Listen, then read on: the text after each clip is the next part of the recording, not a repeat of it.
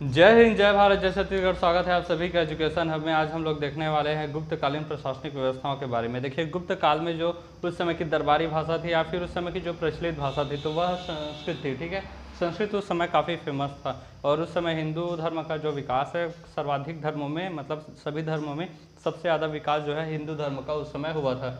वर्तमान में जो हिंदू धर्म है, हिंदू धर्म को जिस रूप में हम लोग सनातन धर्म की प्रैक्टिस करते हैं, जिस रूप में हम लोग हिंदू धर्म को जानते हैं, वह गुप्त काल में विकसित हुआ हिंदू धर्म का स्वरूप है। ठीक है, यानी कि गुप्त काल में जिस प्रकार से हिंदू धर्म का स्वरूप हुआ था वही जो वर्तमान में हिंदू धर्म का स्वरूप है वो उसी टाइम की देन है। ठीक है, उस समय जो राजधानी है इन्होंने कौशाम्बी को बनाया था, जो कि उत्तर प्रदेश में स्थित है। इन्होंने बिहार के जगह उत्तर प्रदेश को इन्होंने वरीयता दी थी, यानी कि ज़्यादा इन्होंने महत्व उत्तर प्रदेश को दिया था। इस समय जो था अर्थव्यवस्था का सबसे बड़ा जो स्रोत था यह था भू राजस्व, यानी कि जो ज़मीन थी, ज़मीन में खेती की जाती थी, आज भी की जाती है। खेती बहुत बड़ा मतलब आय का भी और सबसे बड़ा खेती है और देश भी है हमारा भारत। ठीक है, तो खेती करना मतलब उस समय का प्रचलन था, वो प्राचीन काल में रहा ही है। और खेती से जो अनाज उगते थे उस अनाज से फिर थोड़ा बहुत जो राजा है वह कर लिया करते थे। वह जो था उससे भी मतलब इनको आय का स्रोत प्राप्त होता था।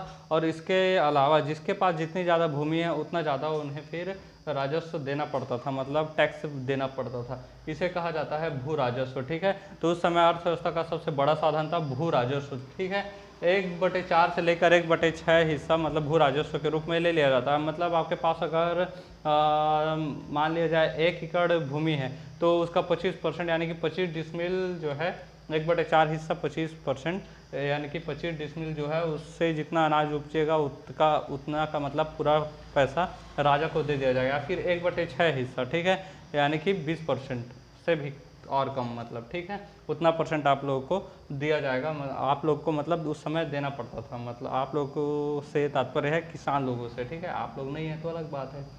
हरण्य जो हक है, जो है हक कहा जाता था नगद के रूप में। ठीक है, और दूसरा है मेय या फिर अनाज के रूप में। देखिए, कोई भी चीज़ अगर हम लोग देखते हैं, क्रय विक्रय की बातें अगर किया जाए थोड़ी सी, तो हम अगर कोई सामान परचेस करते हैं तो उसके बदले में पैसे देते हैं। पैसा क्या हो गया, नगद हो गया। ठीक है, या फिर हम लोग कहेंगे कि मैं आपको 10 बोरी अनाज दे देता हूँ, ठीक है, 1 कुंटल अनाज दे देता हूँ आपको, उसके बदले में आप मुझे कुछ कपड़े लगते या फिर कुछ और आवश्यक सामग्रियाँ दे दीजिए। ठीक है, तेल मिर्च वगैरह दे दीजिए। तो ये क्या हो जाता है, अनाज के रूप में। तो उस समय 2 प्रकार से मतलब जो है राजस्व दिया जाता था। पहला था हक है, जिसे नगद के रूप में नगद पैसे दे दिया गया। आपके पास 10 एकड़ भूमि है, 10 एकड़ भूमि में खेती कीजिए, उसका 25% यानी कि 2.5 एकड़ जो भूमि का जितना मतलब धान उत्पन्न हुआ, उपजा, उतना को बेचे, जितना पैसा आया उसको पूरी तरह से राजा को टैक्स दे दिया और बाकी पैसा 75% आपका रहा। ठीक है, या फिर जो 2.5 एकड़ मतलब आपके पास 10 एकड़ खेत है तो उसमें से 25% यानी कि 2.5 एकड़ जो खेत है उसमें जितना अनाज उपजा है उस पूरे अनाज को मतलब राजस्व के रूप में, टैक्स के रूप में दे दिया जाता था। ठीक है, ये उस समय की विधि थी। शासन की सबसे बड़ी जो इकाई थी उस समय वह देश थी। ठीक है, देश जो था शासन का सबसे बड़ा इकाई हुआ करता था। कभी कभी शासन की सबसे बड़ी इकाई के रूप में राज्य था, ठीक है, या फिर प्रांत था। इसमें शासन की सबसे बड़ी इकाई गुप्त काल में देश था। ठीक है, और उसका सर्वोच्च जो होता था वह राजा होता था। न्याय करने के लिए भी जो सर्वोच्च होता था, सुप्रीम कोर्ट वगैरह उस समय नहीं था। न्याय के लिए भी सबसे सर्वोच्च कौन होता था, तो राजा ही न्याय के लिए भी सर्वोच्च होता था। गांव जो है वह सबसे छोटी इकाई होती थी प्रशासन की, और इसका जो मुखिया होता था उसे ग्रामिक कहते हैं। हमेशा की तरह यही रहा है ग्राम का। ठीक है, जो उस समय के बहुत सारे अधिकारी थे उनमें प्रमुख अधिकारी थे कुमार अमात्य। ठीक है, कुमार अमात्य जो थे वो आज का डिस्ट्रिक्ट मजिस्ट्रेट है। ठीक है, डिस्ट्रिक्ट मजिस्ट्रेट यानी कि कलेक्टर है। ठीक है, डीएम जो आज हम लोग देखते हैं ना, आईएएस आईपीएस के लिए जो तैयारी करते हैं यूपीएससी में जाकर, ठीक है, तो वो कुमार अमात्य कहलाते थे उस समय, या सबसे बड़े अधिकारी हुआ करते थे। आज भी सबसे बड़े अधिकारी यही होते हैं। फायान जो है, फायान के अनुसार उनकी जो किताब थी वो क्योंकि उसमें उन्होंने लिखा था उनकी उस समय जो गुप्तकालीन जो सामाजिक व्यवस्था थी उसमें अस्पृश्यता थी। अस्पृश्यता यानी कि छुआछूत थी। किसी छोटी जाति के लोगों के साथ मतलब बड़े जाति के लोग भेदभाव किया करते थे कि उन्हें कुएं से पानी निकालने नहीं दिया जाएगा। जहाँ पर बड़े जाति के लोग हुआ करते थे, वो लोग जहाँ से पानी पीते हैं वहाँ छोटी जाति के लोग पिएंगे नहीं पानी, ठीक है। मंदिरों में नहीं जाएंगे, छोटी जातियों के लिए अलग से बस्ती बना दिया जाएगा, ऐसा प्रकार की व्यवस्था थी। जो निम्न जाति के लोग थे उन्हें चांडाल या फिर अंत्यज्ञ कहा जाता है, ठीक कहा जाता था उस समय, ठीक है। चांडाल या अंत्यज्ञ निम्न जाति के लोगों को उस समय कहा जाता था। स्त्रियों को शिक्षा का अधिकार था, बहुत ही अच्छी बात है, ठीक है। यूं ही स्वर्ण काल नहीं कहलाया है। उस समय अगर वो चाहें तो देवदासी भी बन सकती थी, ठीक है। उस समय बाल विवाह का प्रचलन था, पर्दा प्रथा था, सती प्रथा था और वेश्यावृत्ति का भी प्रथा उस समय प्रचलित था, ठीक है। बाल विवाह अच्छी बात है, 15-16 की उम्र लोग निब्बा निब्बे वाले प्यार करने लग जाते हैं, अब पता नहीं क्या क्या करने लग जाते हैं। हमारी तो आज तक कुछ हुआ नहीं, ठीक है। तो उससे अच्छा है कि बाल विवाह, जब हार्मोन्स काम करने लगे तो बाल विवाह कर दिया जाता था, अच्छी बात है उस समय का। वक्त के साथ अब चेंज हो गया, अब तो 21 साल हो गया है, 21 साल में क्या ना क्या हो जाता है, ठीक है। पर्दा प्रथा, पर्दा प्रथा का अर्थ है कि बहु बेटियों को मतलब ढक कर रखा जाता है, और एक प्रकार से संस्कार की भी चीज़ है, मर्यादाओं में भी रहना चाहिए, इसलिए भी पर्दा प्रथा जो है उस समय आ गया था, ठीक है। लेकिन कभी भी इस पर जोर नहीं दिया गया है, ठीक है। पर्दा प्रथा पर कभी जोर नहीं दिया गया है। माता सीता को आप कभी घूंघट में नहीं देखेंगे, ठीक है, लेकिन मर्यादा होती है। सती प्रथा, सती प्रथा देखिए, इसके लिए कभी बाध्य नहीं किया गया। बाध्य जो है वह मध्यकालीन भारत में आते आते बाध्य करना शुरू किए थे, ठीक है। जो सती प्रथा था, मान लीजिए अगर किसी औरत का पति अगर गुजर गए तो अगर औरत जो है वह अगर उनके जलती हुई चिता पर स्वयं भी सती होना चाहे तो हो सकती थी, उन्हें ज़बरदस्ती लाकर उस समय नहीं थोपा नहीं जाता था, ठीक है। बाकी कुरीतियाँ तो होती ही है।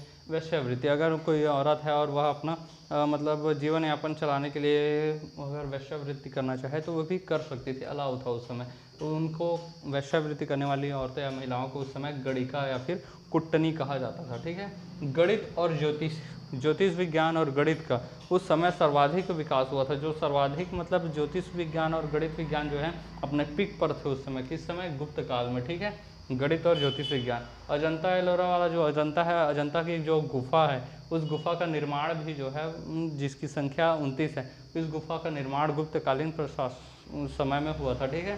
16, 17 और 18 नंबर की गुफाएं जो है वह गुप्त काल में बनाई गई है, ठीक है। अजंता जो है वह ना बौद्ध, जैन और हिंदू तीनों धर्मों के लिए जो है प्रमुख स्थान है, विशेष स्थान अजंता को माना जाता है, ठीक है, पवित्र है तीनों के लिए। मध्य प्रदेश में जो बाघ की गुफाएं हैं, वह बाघ की गुफाएं भी गुप्तकालीन अर्थ शासन के समय बनाया गया था। गुप्त काल के टाइम पर ही अफगानिस्तान में जो बामियान है, ठीक है, उस बामियान में भगवान गौतम बुद्ध की बहुत बड़ी प्रतिमा बनाई गई थी। एक बहुत बड़ा पर्वत था, उस पर्वत में जो चट्टान थी, उस चट्टान को मतलब काट कर यहाँ उस पर आकृति उकेरी गई थी भगवान गौतम बुद्ध की। इस भगवान गौतम बुद्ध की जो आकृति थी, यह विश्व में सबसे बड़े बुद्ध प्रतिमा के रूप में भी जानी जाती थी। लेकिन वही मजहब के जो कट्टर लोग थे, यानी कि तालिबान वाले, इन तालिबान वालों ने 2001-2 के आसपास में इस भगवान गौतम बुद्ध की जो सबसे बड़ी प्रतिमा थी, इसे बम से उड़ा दिया। कितने हरामी लोग हुआ करते हैं ये लोग, आक्रांता है, पूरे आतंकवादी लोग, ठीक है। अब देखते हैं सुदर्शन झील। सुदर्शन झील जो है इसे बनवाया था चंद्रगुप्त मौर्य ने, इनका निर्माण करवाया था। उस समय पुष्यमित्र वैश्य या फिर पुष्यगुप्त जिन्हें कहा जाता है, यह राज्यपाल हुआ करते थे, इन्हीं के देख रेख में इन्होंने बनवाया था चंद्रगुप्त मौर्य ने। लेकिन इसका जीर्णोद्धार फिर अशोक ने करवाया था, दुशास्प नामक राज्यपाल के संरक्षण में, ठीक है, मतलब देख रेख में। रुद्रदामन जो थे, रुद्रदामन, उन्होंने भी इसका जीर्णोद्धार करवाया था और अभिलेख में भी इसका उल्लेख है। सुविशाख जो थे उस समय इनके राज्यपाल थे। स्कंदगुप्त, गुप्त काल के जो स्कंदगुप्त थे, उन्होंने पर्णदत्त के नेतृत्व में मतलब उनके देख रेख में इसका जीर्णोद्धार सुदर्शन झील का करवाया था, ठीक है। और अंतिम बार मतलब इन्होंने इसका जीर्णोद्धार करवाया था, ठीक है। ये था गुप्तकालीन प्रशासनिक व्यवस्था, और यहाँ से गुप्त काल जो है भारत का स्वर्ण इतिहास जिसे कहा जाता है, प्राचीन भारत का, यह जो है ख़त्म हो जाता है, समाप्त हो जाता है। इसके बाद हम लोग हुंडों के शासन में के बारे में और पुष्यभूति या फिर वर्धन वंश जो है उसके बारे में अगले क्लास में पढ़ेंगे, ठीक है। मिलेंगे नेक्स्ट क्लास में, तब तक के लिए जय हिंद।